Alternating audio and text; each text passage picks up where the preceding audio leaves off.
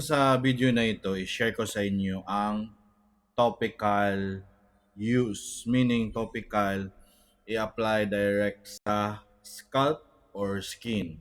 So, portion, ito ay ilagay ko lahat ito sa buhok ko. At dito naman, ilagay ko sa balbas. At meron tayong um, add-on na ilagay din na hair grower din siya. Mayroon tritoniin. So, twice daily, dalawang beses sa isang araw. At 1 ml lang. So, paano natin ma-complete yung 1 ml? So, for example, gumamit tayo ng spray. 7 spray or 7 to 8 spray is equivalent sa 1 ml. Pwede rin na ah, isang dropper na to, 1 ml na direct ko ilagay. So, ipapakita ko sa inyo kung paano ko siya gamitin. Mga natural ito. Meron tayong onion, oil, at ginger. At ginger din. Ginger extract din siya. So, mga alternative ito na ma-available sa market na mura lang. Ito dito para sa bigote ito. Okay? So, uh, papakita ko sa inyo, i-demo na natin. So, una, onion muna ang ilalagay ko dito sa buhok. Simple lang. Dito muna sa receding temple. Yan. Maamoy mo talaga yung onion. Okay? Gagamit tayo ng spreader. Ilang spray na yon? 4 na spray. Okay? Sa likod.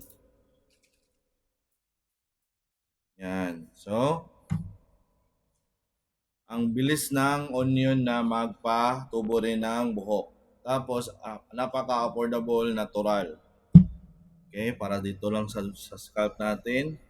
At subukan na natin siyang from bottom to top na massage. Ito yung hair massager na manual. May battery nito. So, yan na.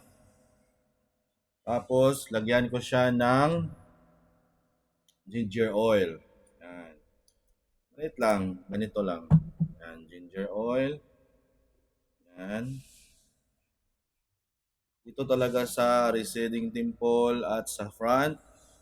Tapos, spreader na naman na makalat yung gamot. Okay? Tapos sa tuktok. Ito, sprayhan natin yung tuktok natin dito. Twice daily, umaga at gabi. So, ganun lang. Ilang spray na yon, tatlo lang. Oh. Ginger spray. Yan, ginger spray siya. Okay. At ito, ginger spray din na may halong konting minoxidil. Konti lang. Okay.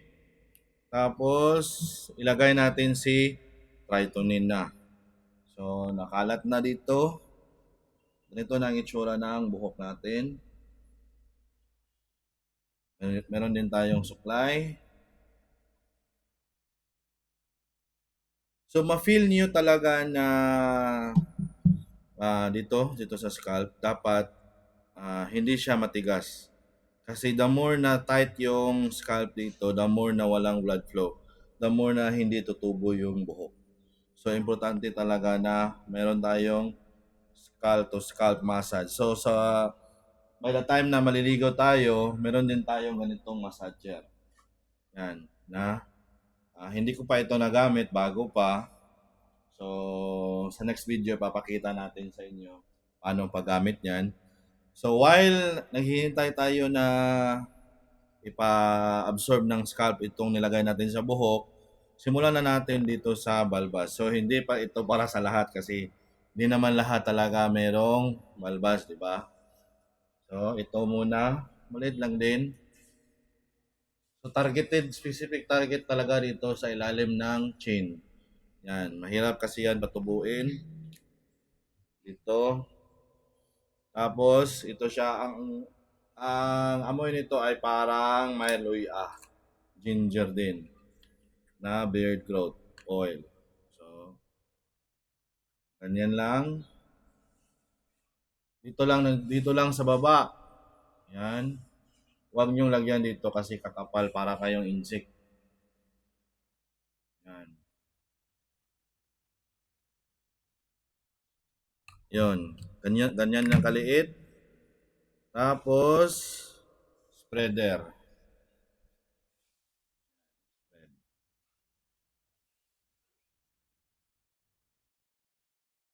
Yan.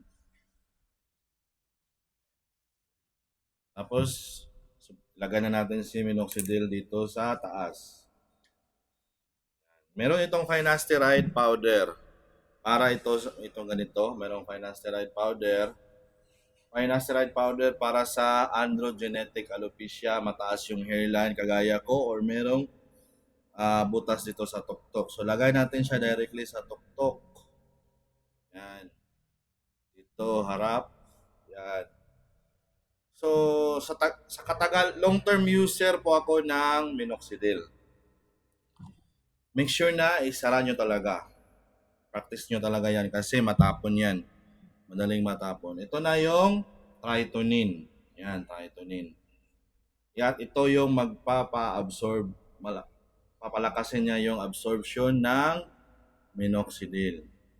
So, lagay natin siya sa scalp natin. Parang nakuskus natin siya.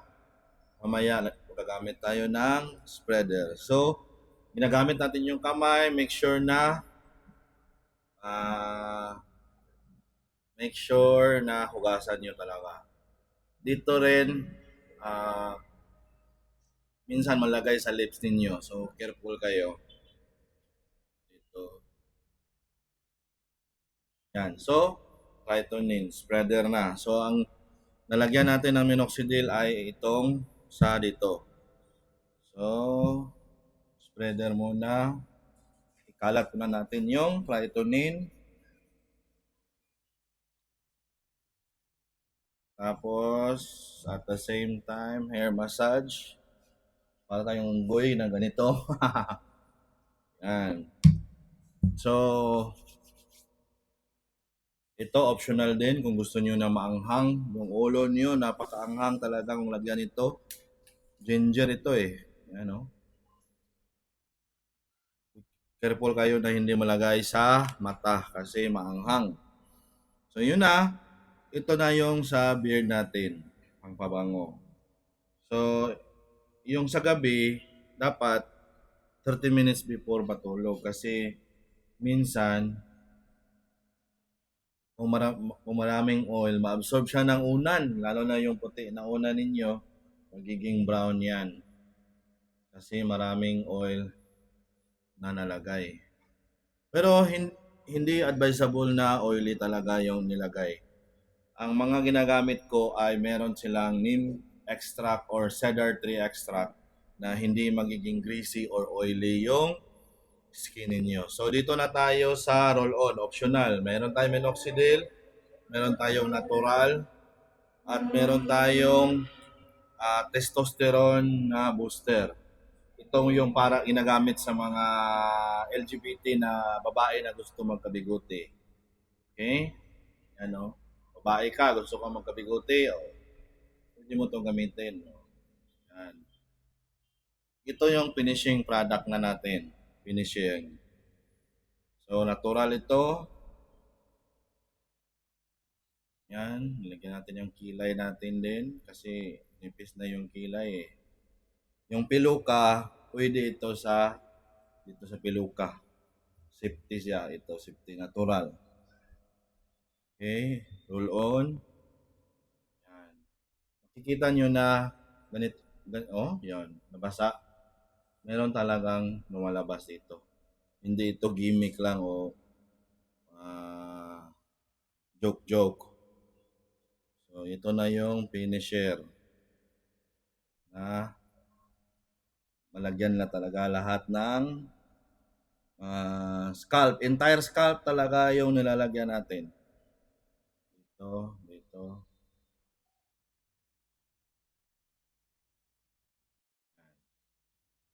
So baka magtaka kayo or may mag-question kayo na meron ako ang balbas kasi matagal na ako talagang gumagamit at mag-question nyo rin na parang hindi naman nag-effect sa ulo ko kasi mataas yung hairline. So, in reality, minoxidil alone, hindi niya kaya talaga. Dapat kung kagaya ko na androgenetic alopecia, nasa genes talaga, ganito, ay gagamit kayo ng DHT blocker. Inumin niyo talaga.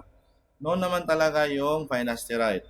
At last na information na i-share ko sa inyo, yung mayroong insulin resistance, diabetic, siya rin yung dahilan na hindi tutubo yung buhok or mag-miniaturize yung buhok, ma-block niya yung blood flow, at yung merong high blood, yung hindi na mag-circulate yung ano yun, yung dugo mo sa katawan at hindi naabot sa ulo mo. So, yun, hugasan mo yung kamay mo at mag-alcohol ka. Yun ang demonstration natin sa lahat ng ginamit natin na nandito. So, pwedeng ito lang yung bilhin ninyo o sa ulo or pwedeng optional. Ito lang, ganyan, or sa lahat na ito. Pero sa akin kasi, uh, iba sa akin, so sayang naman na hindi ko ginagamit. At meron, minsan kasi mag-live ako na sasabihin na, saan ba yung ginagamit mo dyan? Sabihin ko sa iyo lahat. Lahat ito ginagamit ko. Kasi meron tayong strategic yung paggamit natin. Meron tayong ginagamit natin yung smart way na paggamit. 1 ml. Umaga at gabi yan, twice daily. Continuous, walang tigil yan. So, ano ba ang makukuha mo? Ganito sa akin ang makukuha mo. Sa katagalan ko na gumamit ng hair grower, hindi ako na totally alopecia totalis or wala talaga yung buhok. So, itong mga dito sa gilid na miniaturize, nag-shrink, lumiit na, aabutin talaga ito ng 2 taon o mahigit up to 7 years ang repair. Kasi damage na eh. Kasalanan ko kasi na hindi ako umiinom ng DHT blocker. Inumin talaga. Dito, ipakita ko sa inyo. Yan, ito yung mga DHT blocker na iinumin na talaga. At kung magparesita ka sa doktor, punta ka sa doktor na hair specialist, so inom niya sa iyo finasteride o dutasteride para na talaga dito. Pero huwag kayong mag-alala, baka mawalan kayo ng pag-asa na meron tayong hair to scalp massage. Ma-feel mo talaga na parang ganito yung gawin nyo. Pag i-test nyo dito sa ilalim papunta sa taas, parang napaka-tight talaga yung higpit talaga yung scalp to skull. Ngayon, pagdating dito sa buhok, pag ganyan nyo, parang matigas talaga yung buhok ninyo. Yan. Meaning, walang blood flow yan. Ito, kita nyo sa akin, oh. Yan. Oh, parang magaan yung mga buhok ko. Meaning, mamassage ko siya magligo ako or maglagay ako ng hair grower. Kaya naman, may mga oil na ginger oil, para ka din nag-workout na 20 minutes na hair massage, scalp to scalp massage. So, may mga video paano gawin. Dito lang naman sa scalp, hindi naman dito sa mga ugat dito sa leeg na peligro. Scalp is scalp, di ba? So, sana may nakuha kayong idea at parang mahaba na tong video. Hanggang dito, hanggang sa muli. Follow na lang ninyo ako sa page ko, Foxbeard, at sa TikTok ko para sa mga ibang video na interested, kung may interest kayo sa ganito na video. Alright, thank you po.